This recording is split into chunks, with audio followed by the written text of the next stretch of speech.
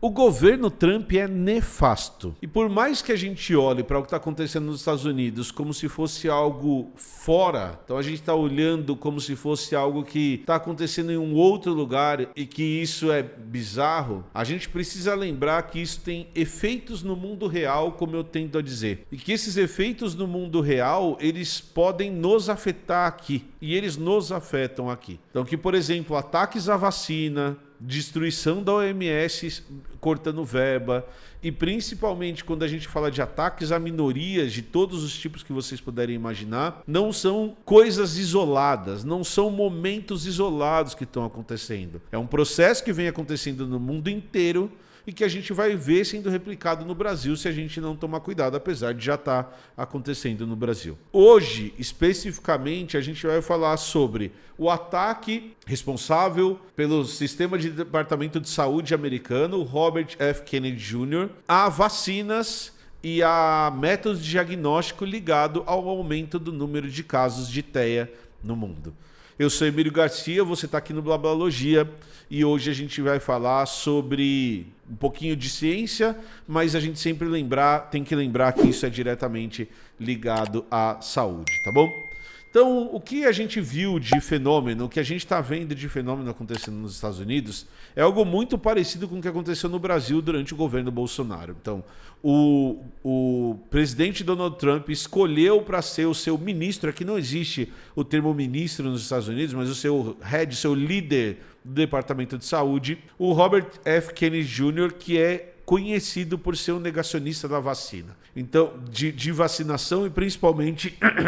ele reforça o seu conteúdo e o seu comentário com as novas vacinas, de DNA e RNA. E uma das principais bases de argumentação que esse tipo de pessoa usa é a ideia que existe uma relação entre vacinação e autismo. Então a primeira coisa que a gente tem que lembrar, e a gente já tem um vídeo aqui no Blá Blá dizendo isso, é que essa relação entre vacinação e autismo começa com um artigo publicado numa das maiores revistas científicas do mundo lá no final da década de 90, e esse artigo já foi extensivamente sendo destruído com outros artigos mostrando que esse argumento era falho.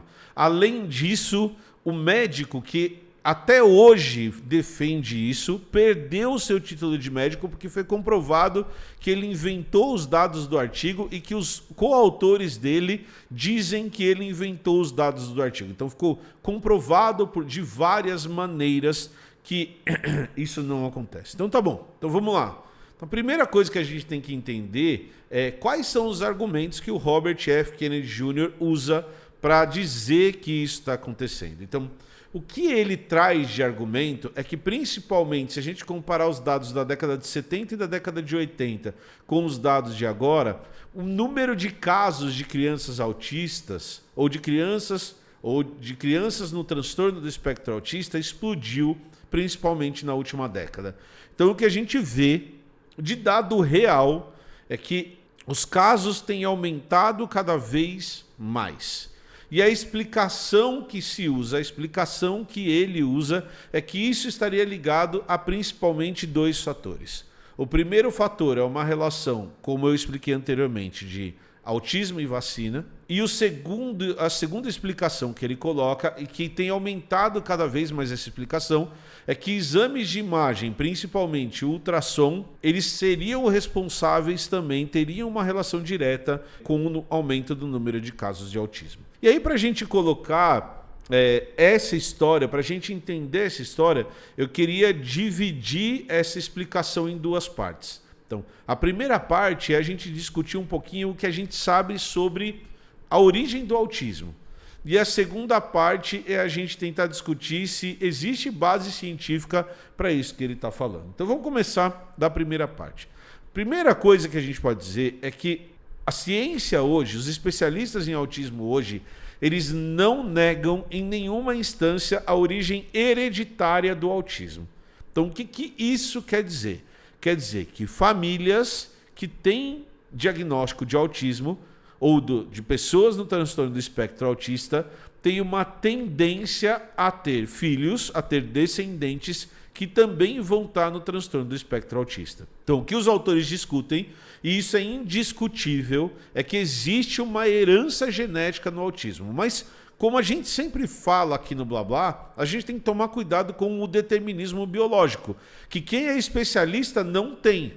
Então, a frase que se fala é: parte do que a gente entende como autismo tem uma base genética. Dependendo do trabalho que você for pegar, e aí a gente está aprendendo ainda, a gente está entendendo ainda, porque provavelmente tem mais de um gene ligado ao transtorno do espectro autista, os pesquisadores colocam essa margem entre 60% e 90%.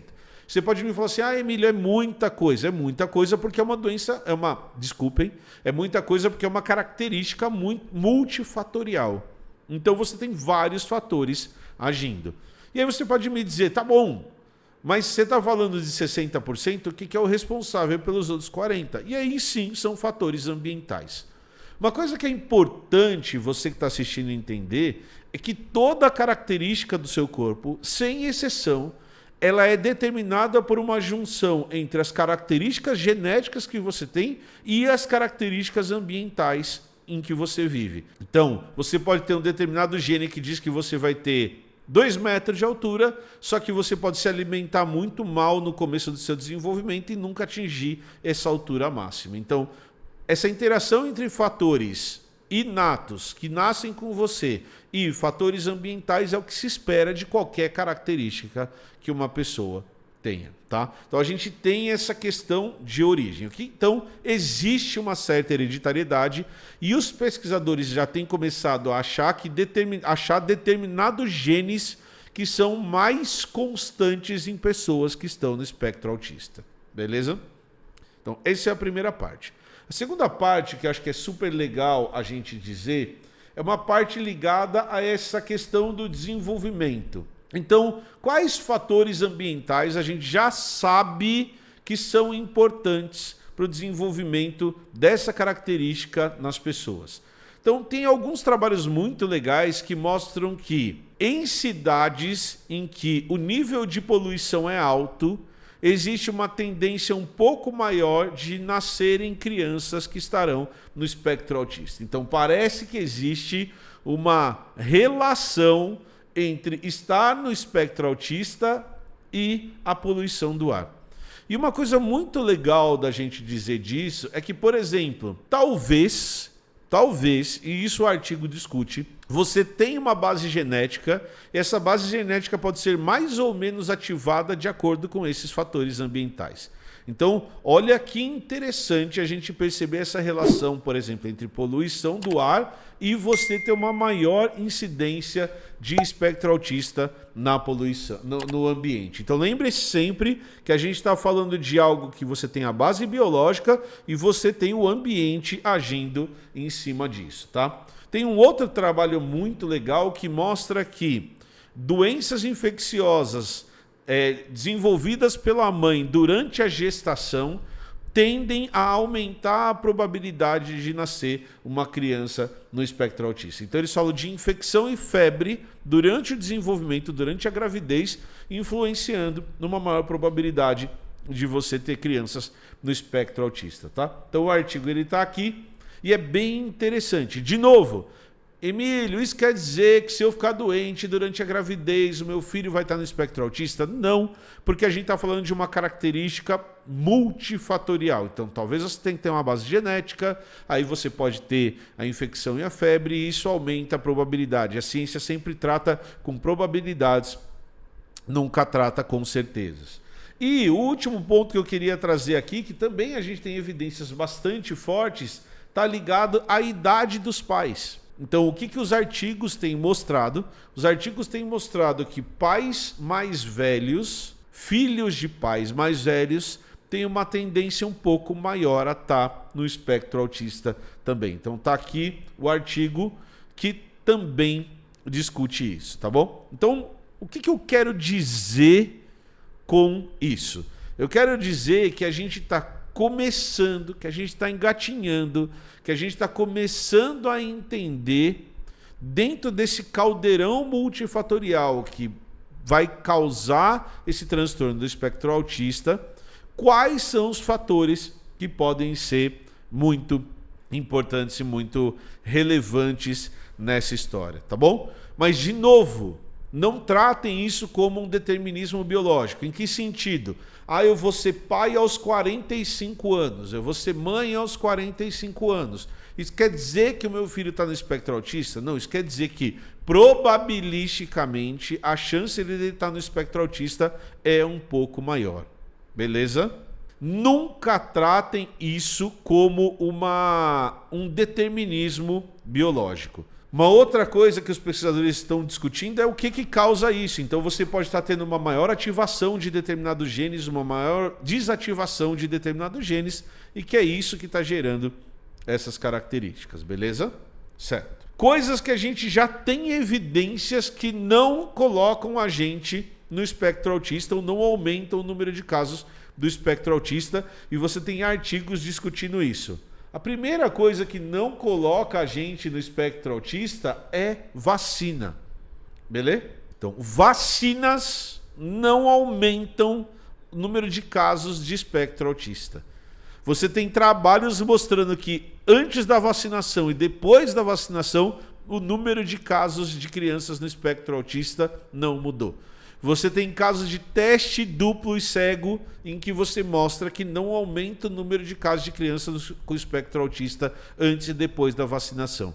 Então, essa evidência que o Robert Kennedy Jr. traz mostra que ele não tem a menor ideia do que ele está fazendo ou que ele está defendendo a agenda anti-vacina que está se espalhando no mundo inteiro, que começou com a esquerda chilelê e que se espalhou para a direita e que hoje parece que é uma causa da direita, mas é uma causa completamente separada. Pessoas anti-vacina estão por aí em todos os lugares. Então, não existe relação entre vacina e o aumento do número de casos de autismo. A mesma coisa em relação a trabalhos de diagnóstico de imagem. Não existe nenhum artigo sério que corrobore isso. Mas tá bom, Emílio. Você disse tudo isso, você tentou explicar a origem do autismo, você fala da origem genética, você fala que tem fatores ambientais que são importantes, mas a gente tá vendo o número de casos de TEA aumentando. O que aconteceu? Por que esse número de casos está aumentando? Por que a gente está percebendo que isso está acontecendo? E o que é mais interessante é que a explicação para isso é gerada pelos próprios pesquisadores americanos. Então, a primeira coisa que a gente tem que olhar é que a definição do que é autismo mudou. Então, quando eu era criança, lá na década de 70 e 80, para uma criança estar no espectro autista, ela tinha que ser não verbal, por exemplo. Então, a primeira coisa que a gente tem que perceber é que a definição, a caixinha que a gente define como autismo, ela se ampliou. E ela coloca mais pessoas ali dentro. Então, o que se chamava de Asperger antes, como eu disse anteriormente, não entrava no transtorno do espectro autista e agora entra. Então, o que você começa a ter é uma percepção diferente do que é o transtorno do espectro autista. Tá? A segunda coisa que aconteceu é que o número de pessoas fazendo diagnóstico também aumentou. Então, o que você tem é que a gente começou a olhar para isso com uma frequência maior. E a hora que você muda a definição e começa a olhar para isso com uma frequência maior, você começa a perceber que o número de casos começa a aumentar, mas ele não está aumentando. É a gente que está diagnosticando mais. E não diagnosticando errado, só diagnosticando mais. Começou a ficar muito frequente agora que a gente tem uma compreensão melhor do que é o transtorno do espectro autista, eu fazer o diagnóstico da criança e enquanto o pai está levando a criança, enquanto a mãe está levando a criança para fazer o diagnóstico, o próprio pai olha e fala, opa, calma aí, veja bem, talvez eu também precise procurar ajuda. Talvez eu também precise entender quem eu sou. Então é muito comum você ter o filho com o diagnóstico e o pai entrando na esteira e falando, caramba. Então, diagnósticos tardios estão ficando cada vez mais frequentes. E olha que interessante, tem 2 dados publicados nesse artigo aqui, que também estão na descrição de hoje, que mostram uma coisa bem legal, bem interessante. A primeiro dado, eles fazem uma comparação entre o Texas e a Califórnia. E a Califórnia é o estado que tem a maior incidência de crianças com transtorno do espectro, no espectro autista nos Estados Unidos. E o Texas é o que menos tem. E aí, a hora que eles foram ver, o que explica isso é o número de profissionais que estão olhando para as crianças no espectro autista. Então, é o esforço que o estado da Califórnia fez para entender as suas crianças. E o estado que mais investe nesse esforço é a Califórnia. E o que menos investe nesse esforço é o Texas. Mas tem um outro dado que eu acho muito, muito, muito legal. Que é o seguinte: quando o número de crianças no espectro autista aumentou, o número de crianças com outras características diminuiu. Então, nesse trabalho ele fala, por exemplo, de crianças que têm problema de desenvolvimento cognitivo. Então, o número de crianças no espectro autista aumenta e o número de crianças que têm outros tipos de problema cognitivo do mesmo tipo diminui na mesma proporção. Olha que foda. Então, um tá aqui, o outro tá aqui embaixo. Esse aqui aumenta e esse aqui diminui no mesmo ponto. Não é que o número de crianças com transtorno do espectro autista aumentou. É que a definição do que essa criança, de que característica essa criança tem, mudou. Então eu peguei essa pessoa e tirei de uma caixinha e coloquei em outra caixinha. Por quê? Porque essa outra caixinha, essa outra definição se encaixa melhor no que aquela criança tem. Então o que os trabalhos têm mostrado, que os trabalhos têm colocado, é que além da nossa percepção ter mudado, o nosso diagnóstico mudou.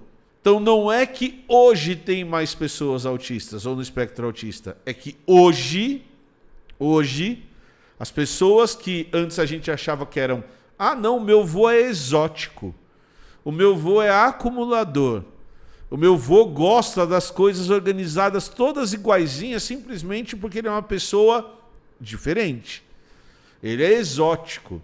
Não, hoje o seu avô estaria com um diagnóstico de transtorno do espectro autista. Não, a minha avó faz tricô o dia inteiro. Ela assiste novela fazendo tricô porque ela não consegue ficar com a mão parada. A minha avó gosta de fazer o jantar todo dia, no mesmo horário, sempre da mesma maneira. Então, é muito interessante a gente começar a olhar para esses comportamentos e falar, olha, talvez esse comportamento seja um comportamento de alguém que estava no espectro autista com outra definição ou sem definição nenhuma. Eu acho que falar que o espectro autista está aumentando cai um pouquinho na categoria a depressão está aumentando.